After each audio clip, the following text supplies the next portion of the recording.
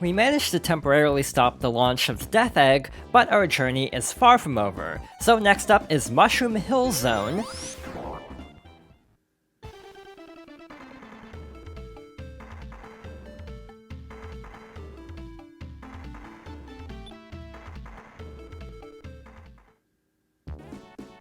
And we have an exclusive secret to Sonic 3 and Knuckles when the games are locked on. We have a very special ring here.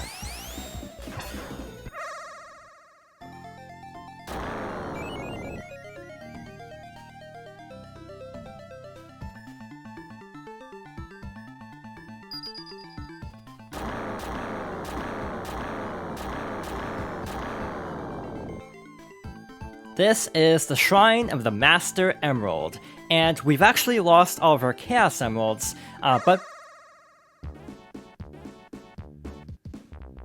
I did not mean to do that. That is actually very bad. Also, I'm actually at a spot of the game where I can't easily restart because the game autosaves, so we just have to roll with that. So I guess we'll be talking about that a little bit later. Luckily, there are plenty of giant rings, though, so it's not that big of a deal. Like, in Mushroom Hill alone, we should, in theory, be able to find enough giant rings in order to make up for that, but that is still very unfortunate. I did not know that that teleporter actually worked both ways. Also, that particular area is very notorious in Sonic Origins because, if you actually, in the launch version of the game, if you paused and restarted with proper timing, you could actually warp to basically the end of the game. But they seem, as far as I can tell, it seems like they've fixed that since. So yeah, Mushroom Hill Zone is actually a very interesting zone because despite it being the halfway point, this being the first zone of Sonic and Knuckles, it's kind of like a second tutorial area. It's a little bit more low-key. Here's our next giant ring. Let's not mess this up this time.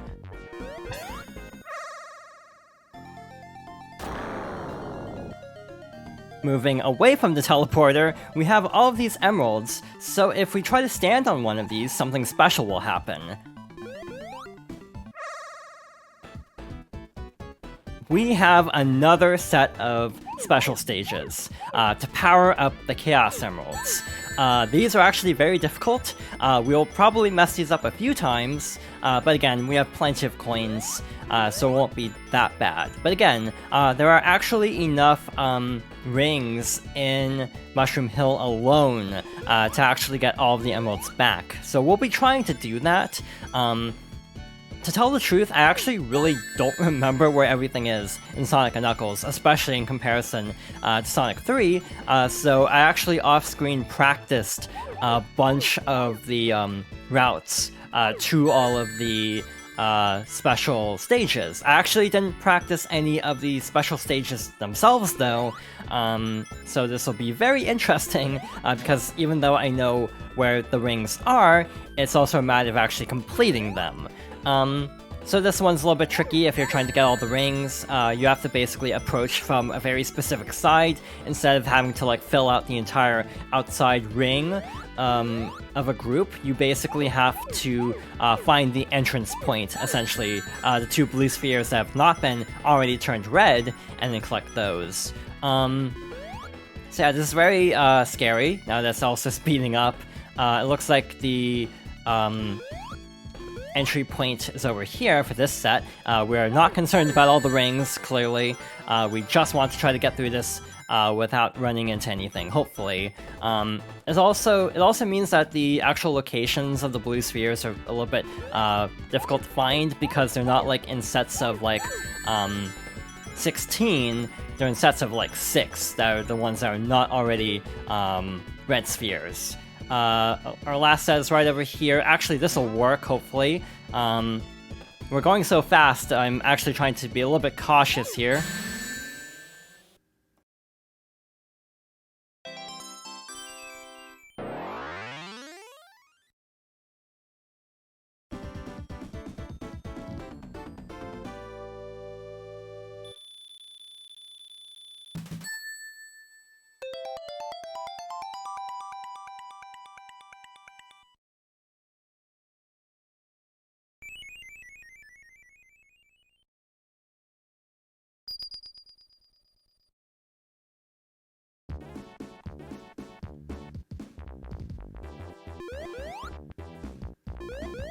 So our task is to find these super emeralds. I'm trying to remember where to go next. I'm a little bit discombobulated because of accidentally leaving the one area early.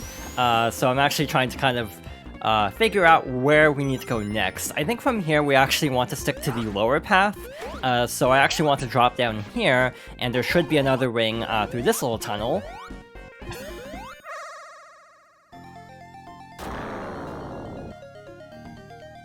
One nice thing about this is we can actually approach these stages in any order, but we will be going left to right.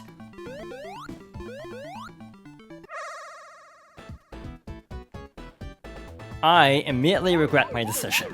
I do not like the special stage in this game or Mania. Yeah, this one's actually pretty difficult, so if we get through this first try, I'll actually be amazed, because I tend to mess this one up a lot.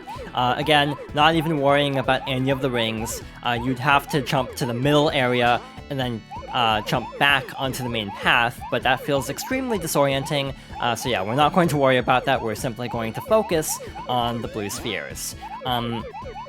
Going for just the blue spheres, this isn't actually that bad. The tricky part is having to jump over like that. I think there was one section at the end that's easy to mess up, and I think I actually messed it up by accidentally turning.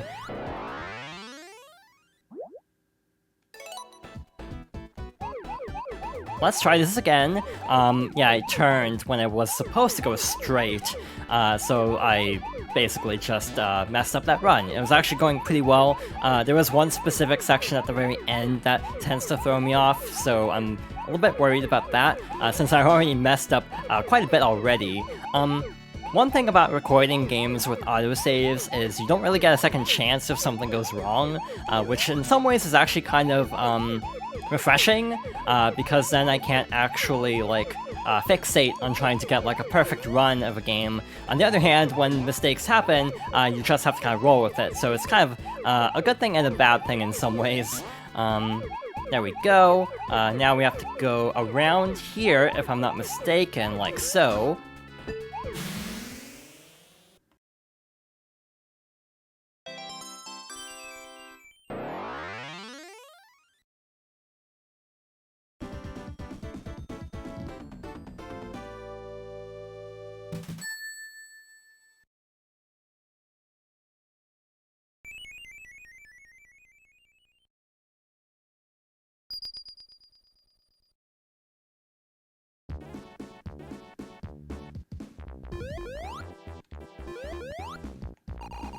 So our next ring should actually be in this area as well. We should see a loop here. We actually don't want to go forward, we want to jump back. Not like that though. We basically want to jump to the top part of the loop, like so, and then we should find another ring past this little area. Or we could get launched by that spring. So let's make our way back very carefully, and yeah, it should be through here.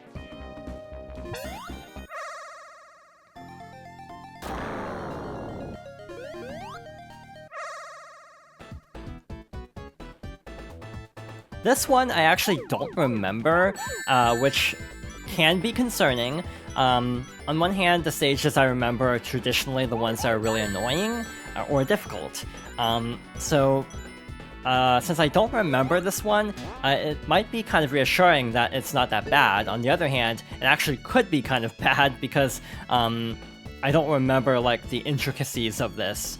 Case in point, that set over there, I'm trying to actually remember how to get over to that area, which is easier said than done. One interesting thing I find is there tends to be smaller groups of blue spheres in some of these stages.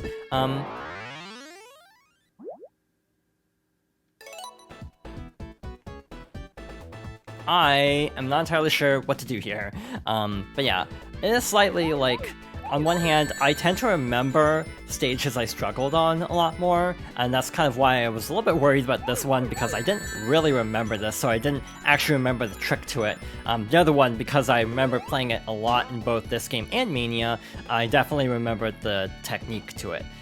Do we just have to jump over this? Maybe.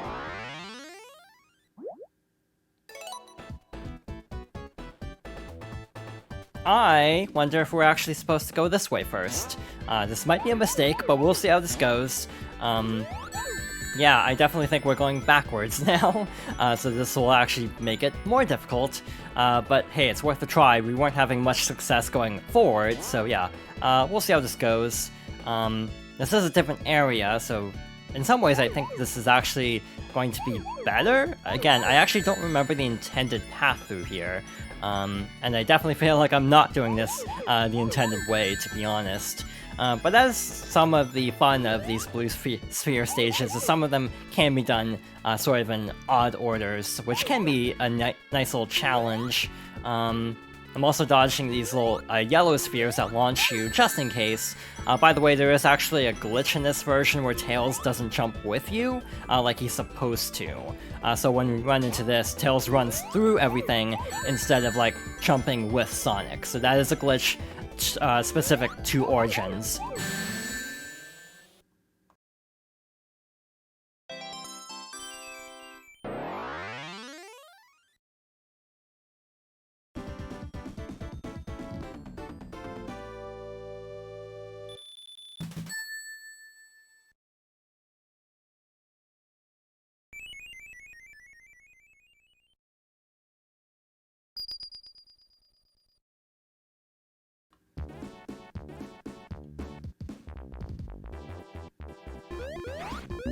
And that's all of the giant rings we can find in Mushroom Hill Act 1.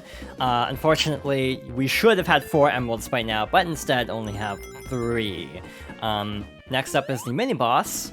This one's not too bad. I say as I immediately jump into the exhaust flames. Basically, it'll chop down this tree, and it'll gradually lower itself, so we have to kind of attack as it's lowering. Overall, this isn't too bad, and that takes care of Act 1.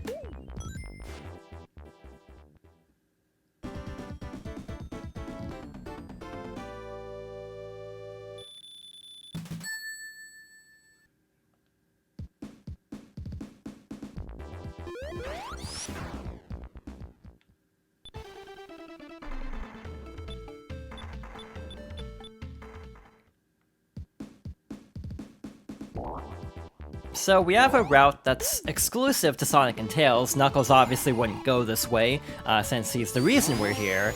But yeah, we have this alternate path that's like fall themed, which is kind of cool. By the way, Mushroom Hill is actually the stage for the Sonic 3 portion of the 3DS version of Sonic Generations. And also Big Arms is actually the boss instead of the Death Egg robot in Generations 3DS as well. So kind of an interesting change up there. Our first ring here for this zone is in here.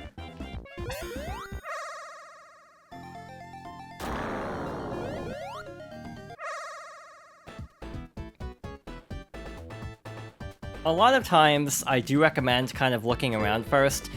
You don't start running immediately. It will it will make you run automatically at some point, but you do have a moment to like look around, and in some of these stages, I do recommend that, just to kind of get your bearings and also like figure out quickly what the best route is. But again, they don't give you much time for that, so I do recommend being ready for when the game will make you run forward. But yeah, you do have a few seconds to look around. But yeah, one problem is I actually don't remember where all of the giant rings in this act are, because I was kind of counting on having 4 emeralds by this point. I do know there are enough giant rings in Act 2 to still get all the emeralds by the time we're done with Mushroom Hill. It's just a matter of, do I know where they are, and can I find them?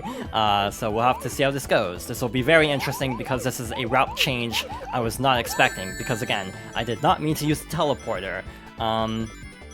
So our final set of blue spheres is right past these yellow spheres. That wasn't too bad.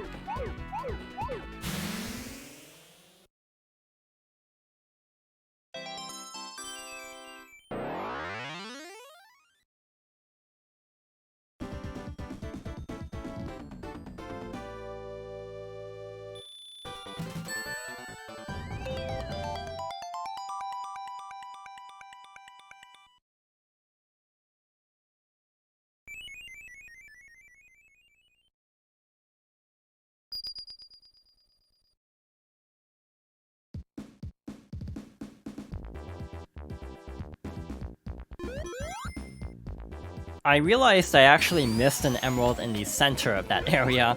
Yeah, there's one right below the Master Emerald, and I kind of forgot about that one. I actually didn't notice it right away because it kind of blended in with the background. By the way, the Master Emerald is like one of the main plot elements of this game, and I feel like the opening cutscene for Sonic 3, the new animation I mean, kind of doesn't make that clear, like that Eggman or Robotnik is after the Master Emerald and Knuckles specifically is the guardian of the Master Emerald, and basically that's part of the reason why he teams up with Eggman, because he tricks Knuckles into thinking that Sonic and Tails are after the Emerald.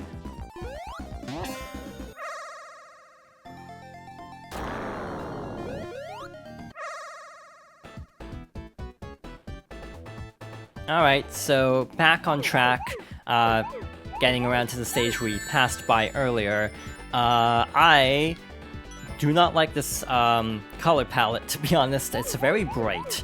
It definitely makes it easy to see where everything is. Again, when it's like a red background, I feel like that's the worst, because then you can't really see where you're going.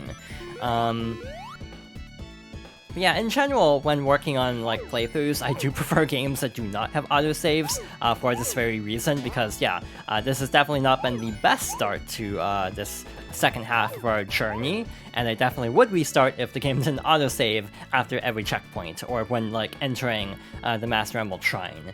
Yeah, in some ways it is actually kind of nice not being able to reset, because it kind of forces me to keep working forward, regardless of some like imperfections, if that makes sense.